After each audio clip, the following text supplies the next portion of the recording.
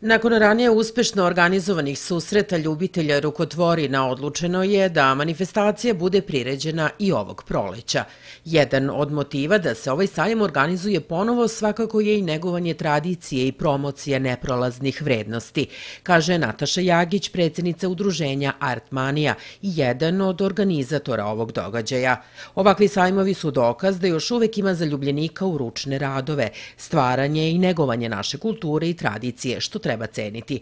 Najavljujući ovogodišnji sajam koji će biti svečano otvoren u četvrtak 31. marta u 11 sati u Eparhijskom domu, Nataša Jagić kaže da posetioce očekuju brojna iznenađenja.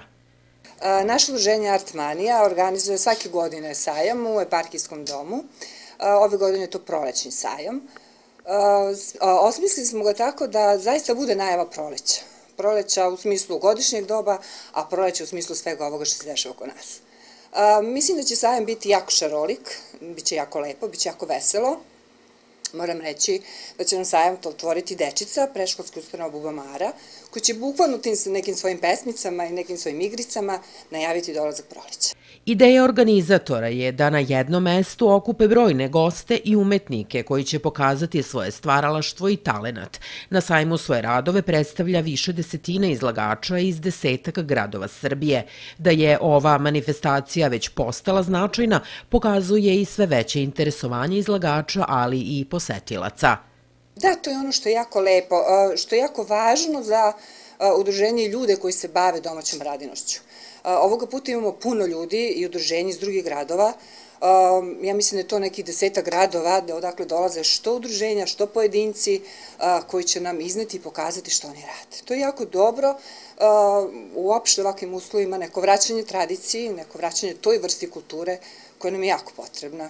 I ja se nadam da će to postati tradicionalno i u smislu druženja nas udruženja iz cele Srbije. Sajam će i ovoga puta biti prodajnog karaktera. Ljubitelji ručnih radova mogu ga posetiti u Eparhijskom domu od 31. marta do 2. aprila od 9 do 19 časova.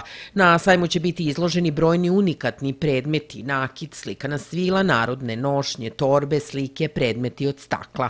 Oni koji to žele mogu prisustvovati i radionicama koje će se održavati u popodnevnim satima, a obuhvataju izradu bižuterije, dekupaža, tehnike oslikavanja stakla, izrade ikebana, ali i nove tehnike pustovanja vune.